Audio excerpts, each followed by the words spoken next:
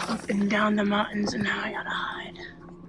Because maybe it's a kidnapper. Like being scared here of dangerous people. So I just have to hide. Welcome to Now Documentary. In October 2024, an American video blogger began posting content that increasingly worried his followers. The YouTuber, only 26 years old, repeatedly mentioned in his recent videos that whenever he went outside, he had to be extremely cautious and constantly on edge. Whenever he spotted strangers from a distance, he would instinctively hide, because the place he was living in had been classified as one of the most dangerous regions in the world, the Philippine archipelago. Safety had clearly become his daily concern, and he seriously considered whether he should return to the United States.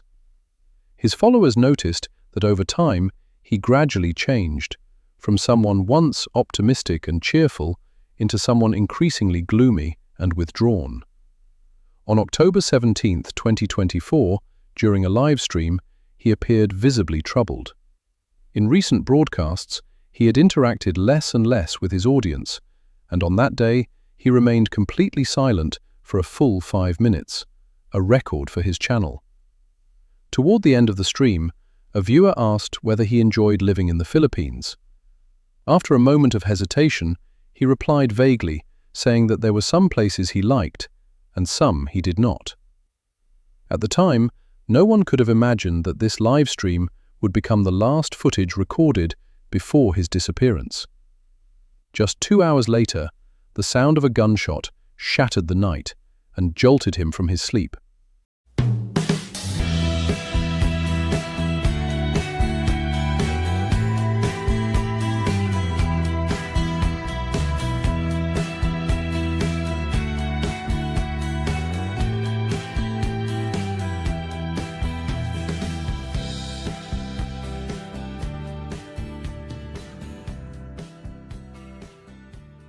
Today's story takes place in the Southeast Asian nation of the Philippines. Covering an area of roughly 300,000 square kilometers and home to approximately 110 million people, the country is made up of 7,107 islands.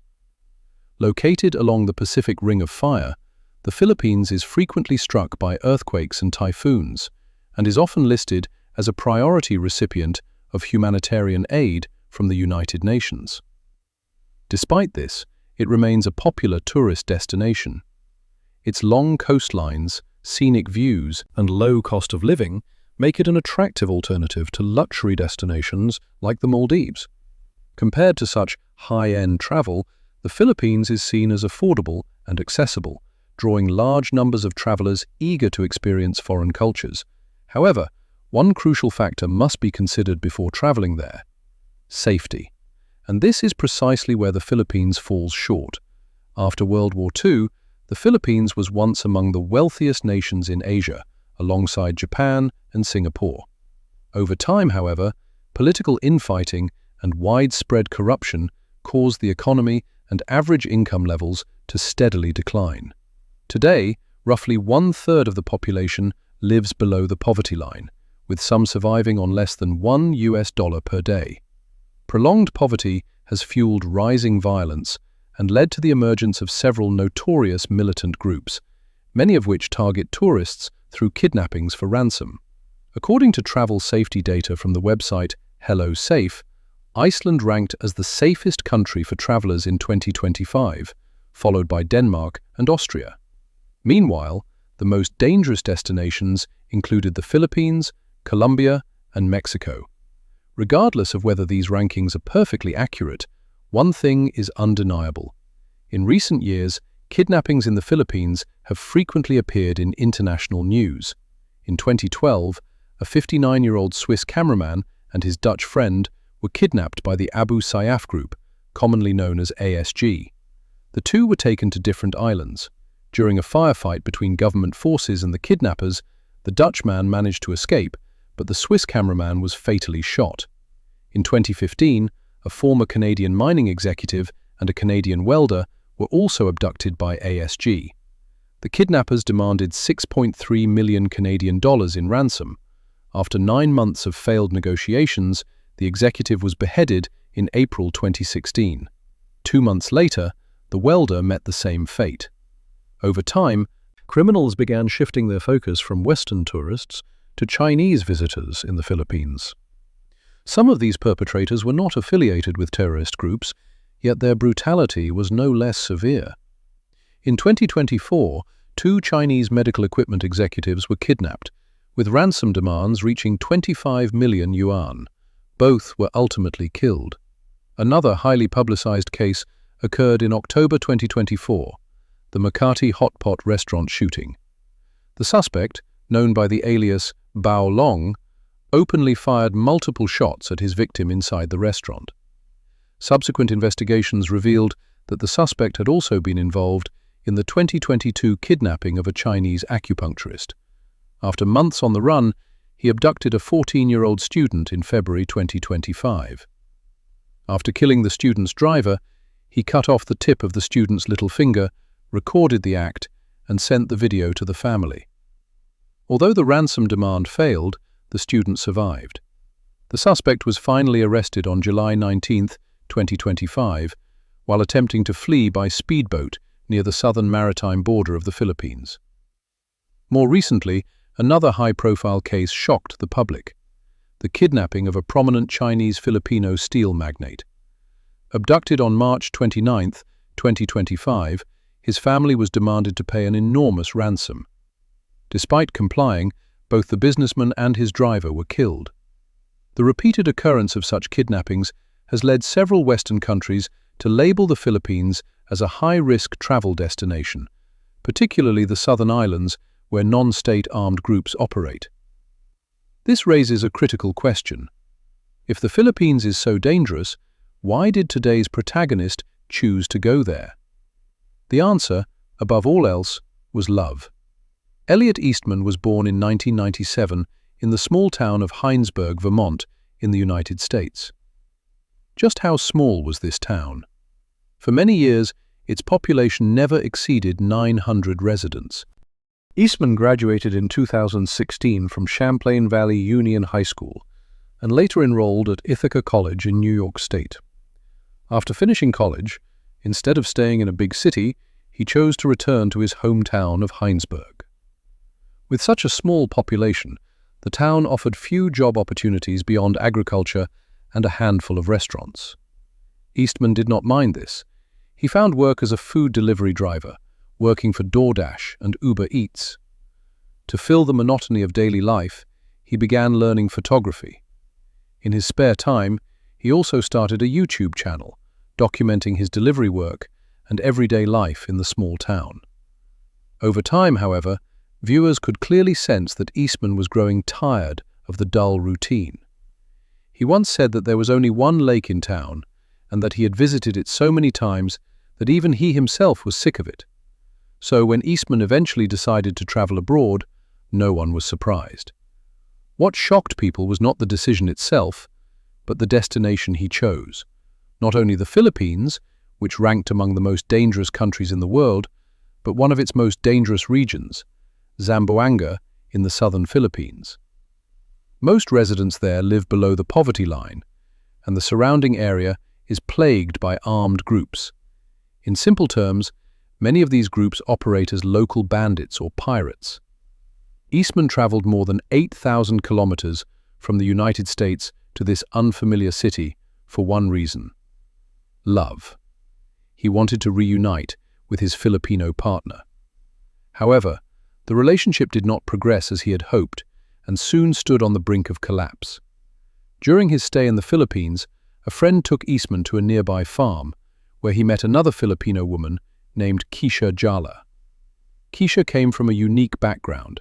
She was Muslim and the daughter of a local shaman living in the mountains. In terms of family background, living environment, and religious beliefs, the two were worlds apart. After exchanging contact information online, Eastman returned to the United States. Shortly afterward, Keisha messaged him to ask whether he had returned home safely. As they continued chatting, their relationship gradually grew closer. Over the following months, Their bond deepened quickly. Eastman asked whether they could live together, but Keisha explained that as a Muslim, she could not cohabitate before marriage. At Keisha's request, Eastman contacted her parents, and discussions soon turned toward marriage. In June 2023, Eastman flew from the United States back to the Philippines. On June 23, he and Keisha held their wedding ceremony. That's my husband advising me to do. No, I'm your wife. Because I'm doing the dishes and the laundries. Yung asawa. Touch your ring. You want a Filipina girl? Look, my husband, he's using my makeup. Look at that. After their honeymoon, Eastman did not immediately remain in the Philippines. Instead, he returned to the United States to continue working, planning to save money for their future life together in the Philippines. The long-distance separation did not weaken their relationship. They video called each other daily, sharing their longing and affection. 6 months later, in December 2023, Eastman quit his job in the US, packed his belongings, said goodbye to his family, and resolutely set off for the Philippines once again. Before leaving, he updated the description on his YouTube channel. He wrote that he was 26 years old, that he had traveled to the Philippines about a year and a half earlier, and that he had found true love in the deep mountains of a red zone area. He described the region as newly developed, accessible only by boat, and said he would document his daily life as what he claimed to be the only foreigner living long-term in that coastal area. Despite his romantic optimism, Eastman had prepared carefully. Before leaving the US, he already knew how to live stream and upload videos to YouTube. He planned to explore dangerous and rarely visited places from his own perspective, hoping to attract viewers and grow his channel.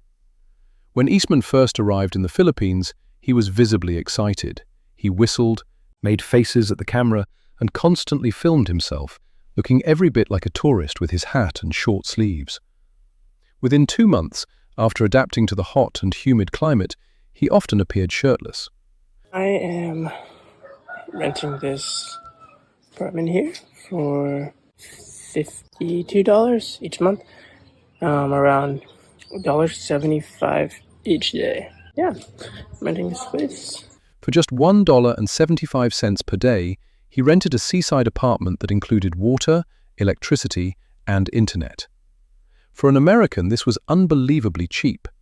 The apartment had a living room, a bedroom, and a bathroom. The kitchen looked poorly equipped, but was at least usable. Eastman quickly learned how to light a fire for cooking, filming his daily experiences. Though his videos were rough and minimally edited, many viewers still found them fresh and interesting. According to his videos, he rented a place in a coastal town in Zamboanga province. The area was sparsely populated, with scattered homes along the shoreline. Most days, Eastman filmed simple routines, walking by the sea, shopping with his wife, playing with neighborhood cats and dogs, and interacting with local children. By day, he filmed sunrises, by night, sunsets. Against the backdrop of waves and children's laughter, he portrayed a peaceful, minimalist seaside life. He often smiled on camera, showing what appeared to be a simple and happy marriage. After getting married, Eastman began exploring additional ways to earn money. Since shopping trips were inconvenient due to distance, he decided to open a small store. Together with his wife, he converted the seaside-facing side of their apartment into a small convenience shop. They placed benches outside for customers to sit, added a metal roof for shade, and stocked items like instant noodles, toothpaste, cooking oil, toilet paper, snacks, and small toys. Soon, the small seaside shop was up and running. Eastman said he set profit margins at around 30%. No one really knew how much money such a store could make in a poor area with limited purchasing power. The product selection was small, and customer traffic appeared low. Business was likely modest at best. Eastman did not seem overly concerned. What troubled him more were electricity and internet issues. While living without electricity could be tolerated using candles, lack of internet was unacceptable. His shop alone could not support daily expenses. His main income came from live stream donations and ad revenue. Without internet, that income would vanish. Because the area was remote, with poor infrastructure, electricity and signal were unreliable. Eastman noticed that despite poverty, nearly everyone had a mobile phone, even children. However, mobile data was expensive. This gave him another idea: selling Wi-Fi access. He invested in solar panels, inverters, and a router to provide Wi-Fi service. Locals could pay a small fee to connect instead of buying expensive data plans. Though the idea seemed promising, equipment failures were frequent. Whether due to poor installation or harsh weather, the system constantly broke down, driving up costs. Before these issues were resolved, rising tides nearly flooded his doorstep. This one just broke, so we had to change it. Freaking inverter, second inverter just fried. So the first one just fried, and now this is our second one. Repairs and replacements further strained his finances. In videos, Eastman mentioned possibly raising Wi-Fi prices. He also spoke about feeling trapped, missing his family, and wanting to visit his grandmother back in the US.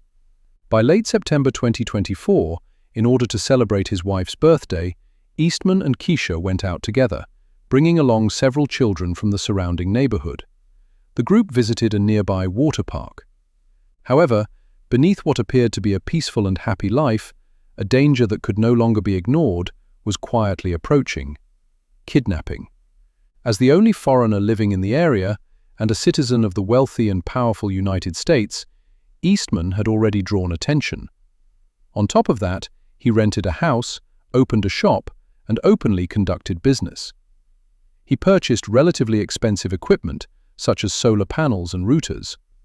In the eyes of others, he appeared wealthy. To those watching him, he was like a walking target. Had it not been for the fact that his wife was a local, it is likely he would have been abducted much earlier. In reality, Eastman was not unaware of his situation. Before coming to the Philippines, he knew the country was unsafe and that the area he was living in was especially dangerous. However, he may have believed that by adapting and integrating into the local community, he could protect himself. But differences in lifestyle, religion, and culture made true integration extremely difficult. From his videos, Eastman appeared to be friendly and down-to-earth, often playing with neighborhood children. At the same time, he had very little interaction with local adults, including his neighbors. During live streams, he mentioned that his living environment was poor, stating that very few Americans could tolerate living under such low-quality conditions. What troubled him most were two things. First, the people in the surrounding community seemed to lack any motivation to improve their living conditions. They appeared idle, doing little to change their circumstances. Second, he felt that the overall behavior and attitudes of people around him were deeply concerning. He said that some individuals seemed to be watching him with hostile intent. On multiple occasions, drivers would deliberately swerve their vehicles toward him on the road. Others repeatedly urinated inside his shop. Some even burned trash near his store. For all of this, Eastman felt angry but powerless, choosing to remain silent. As time went on, the sense of isolation and lack of safety intensified. He became increasingly paranoid.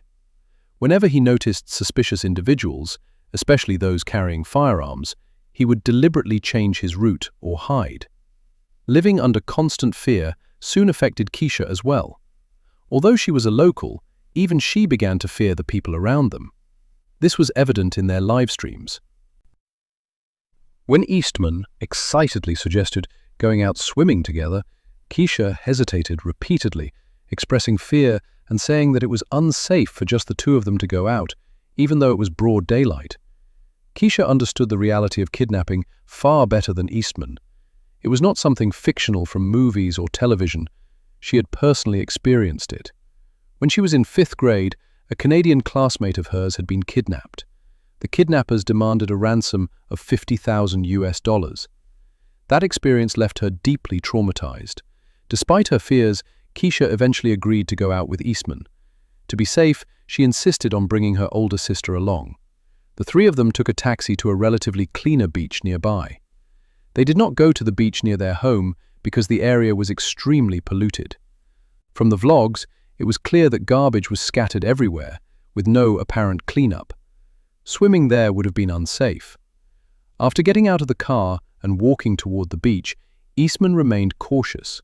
He walked behind the two women, letting them lead the way. Whenever a vehicle passed by, he would squat down and hide, trying not to be seen. Just to go swimming, Eastman spent the entire journey hiding and dodging, as if embarking on a perilous pilgrimage.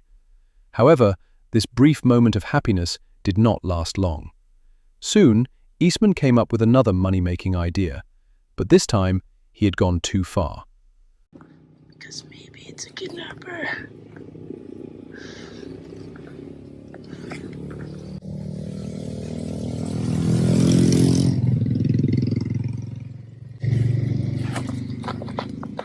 I'll go first. Ah, Yan na. kidnappers mo. Okay. On October 11, 2024, Eastman stated in a video that he planned to purchase additional Wi-Fi equipment to increase rental income. At the same time, he mentioned expanding his personal lending business. In other words, he planned to engage in loan sharking. The guy who we lent money to, he returned our money. When we lent him $21,400 and he came back with $23,500. So a little extra. We sent him back with $35K. Yeah, should be seeing a little bit extra profit off of this. Maybe in 1 month we'll have already $3,500 profits. Business in there. We got our Wi-Fi still running, and then we're working on getting another Wi-Fi going. He said that they had given someone 21,400 pesos and that the borrower later returned 23,500 pesos. He claimed they would soon have profits of 3,500 pesos. He explained that the Wi-Fi business was still operating and that they were searching for additional Wi-Fi solutions. At the time, Eastman did not realize that while loan sharking can be profitable, it carries enormous risk. Not every borrower repays on time or at all. If someone defaulted, what power would an outsider like Eastman really have? Even if everyone repaid honestly, the business itself would inevitably attract trouble. High-interest lending is typically controlled by local gangs. An American newcomer, with no connections or protection, openly competing in this market, was essentially provoking disaster. Just 6 days after this vlog was uploaded, the inevitable happened. On Thursday, October 17, 2024, Eastman went live as usual that evening. This time, however, he spoke very little. For the first 5 full minutes of the live stream, he did not interact with viewers at all. Only near the end did he respond briefly to a question from a viewer in Australia.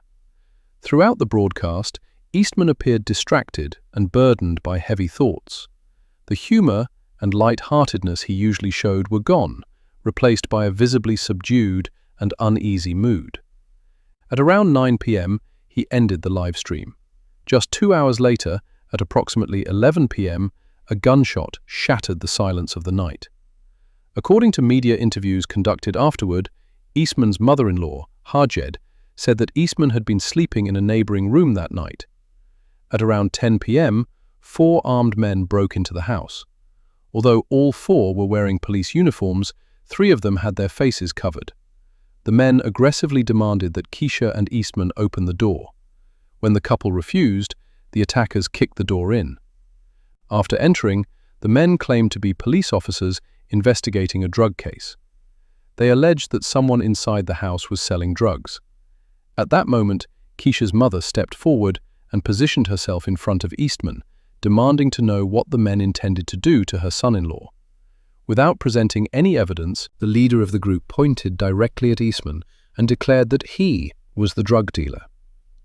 Keisha's mother attempted to argue, but she was seized and shoved toward the doorway. The attackers then tried to take Eastman away. Realizing that these men were not real police but kidnappers, Eastman resisted fiercely. During the struggle, he was struck hard in the face. He managed to break free and ran out of the house, but after only a few steps, the men opened fire. Eastman was shot in the leg, instantly losing his ability to resist. The attackers then forced him onto a speedboat that had already been prepared. Once the engine started, the group quickly disappeared into the darkness. After narrowly escaping a life-threatening situation, Keisha and her mother immediately ran to the nearest police station to report the incident. Police arrived at the crime scene shortly after 11 p.m. They found the house in complete disarray, with bloodstains across the floor and clear signs of dragging. Inside the house, officers discovered a spent M16 rifle cartridge. Based on witness statements from Keisha and her mother, police concluded that this was the bullet that struck Eastman's leg. Unfortunately, by the time authorities arrived, the kidnappers had already fled, leaving no immediate trail to follow. In an effort to distance the police from suspicion, the chief of the local 9th District Police Station later stated that the claim that officers were investigating a drug case was completely false. The 4 men who entered Eastman's home that night were not police officers, but criminals impersonating law enforcement. The kidnapping quickly drew the attention of the United States. The U.S. State Department issued a travel safety warning for the Philippines, and FBI agents were dispatched to assist in the investigation in coordination with the U.S. Embassy and local Philippine authorities. Under pressure from the United States, Philippine officials treated the case with high priority. Emergency response units were deployed, photographs were distributed widely in the surrounding areas, and authorities appealed to the public for information. To encourage tips, police initially offered a reward of 50,000 pesos. 5 days later, on October 22, the city mayor Ventura personally added another 100,000 pesos to the reward. 2 days after that, on October 24, provincial councillor Adrian Amato contributed an additional 350,000 pesos from his own funds. With the reward reaching a total of 500,000 pesos, the number of tips received by police increased significantly. On October 27th, 10 days after the abduction, the case finally reached a major turning point. One suspect, under immense pressure, voluntarily surrendered to police. He admitted that although he participated in planning the crime, he was not one of the 4 men who carried out the abduction. Based on his confession, police arrested 2 more suspects the following day. These individuals had also been involved only in planning, not in the physical kidnapping. Together, the 3 suspects identified the 4 men who had carried out the abduction and provided critical details about Eastman's fate. According to their statements, Eastman continued to resist even after being shot in the leg. In a moment of panic, the kidnappers fired a second shot, striking him in the abdomen. This wound proved fatal. By the time Eastman was on the boat, he was bleeding heavily and soon stopped breathing. Seeing that he was no longer alive and therefore useless, the kidnappers disposed of his body by throwing him into the sea. This explained why the kidnappers never contacted Eastman's family to demand ransom. 1 month after the abduction, on November 12, 2024, at 5:59 a.m., a military unit conducting search operations received intelligence about a suspected hideout deep in the jungle. The unit moved in to clear the area. During the operation, they encountered an armed group of approximately 10 individuals hiding at the site. A fierce gun battle broke out between the 2 sides. Due to overwhelming firepower, the military unit killed 3 of the armed suspects, while the remaining members fled the scene. The 3 individuals killed were identified as Musaid Abdullah and Abdullah's brother, Fahad. The names may be difficult to remember, but the key point is this. Abdullah was confirmed to be one of the men who had participated directly in Eastman's kidnapping. More than a month after Abdullah was killed, on January 9, 2025, Philippine authorities finally arrested the mastermind behind the kidnapping, Jack Ria Siddiq. Siddiq, aged 35 at the time, was a local resident of the Sibuco area. On the surface, he appeared to be a devout and respectable religious preacher. In reality, however, he had deep connections with local criminal organizations and had long been monitoring Eastman, who lived in the same area. Siddiq was identified as the planner and organizer of the entire operation. His confession matched the information already gathered by police. Eastman had indeed been shot in the abdomen and then thrown into the sea. As of now, authorities are still searching for the remaining 2 fugitives. By the time this documentary was produced, in late July 2025, those 2 suspects had not yet been captured. After Eastman's abduction, various theories began circulating online. Some speculated that Keisha and her mother might have been involved, citing inconsistencies between the mother's interview statements and the physical evidence found at the crime scene. Keisha's mother had stated that Eastman was shot from behind after running outside the house. However, forensic evidence indicated that bloodstains were found inside the house, suggesting he may have been shot indoors. Despite these discrepancies, most observers believe Keisha's mother had no clear motive. She would not have benefited financially from the kidnapping, and the victim was her own family member by marriage. Others speculated that the kidnappers may have been corrupt police officers colluding with local criminal forces. According to this theory, Eastman was taken by rogue officers. An accident occurred before any ransom could be demanded, and authorities later attempted to shift blame by arresting scapegoats. To this day, Eastman's body has never been recovered. Nevertheless, the case has officially been closed, and his family in the United States has been notified. Looking back at the hundreds of videos Eastman left behind, it is difficult not to feel a deep sense of regret. For love, he crossed half the world to live in an unfamiliar land, one that was full of hidden dangers. Although he recognized the risks and repeatedly considered leaving, he never made a decisive change. At just 26 years old, his life came to a tragic end in a foreign country. Some people still cling to hope, believing that because Eastman's body was never found, he might still be alive. Perhaps he was rescued after falling into the sea. Perhaps he survived against all odds and is now living on a remote island, cut off from the world, still thinking of his wife and his grandmother back home. As for today's story, about the Philippines, about Eastman, what do you think? Do you believe he could still be alive? Do you think his wife, his mother-in-law, or even the local authorities may have been involved in his kidnapping? You're welcome to share your thoughts in the comments. As always, take care of yourselves. We'll see you in the next episode.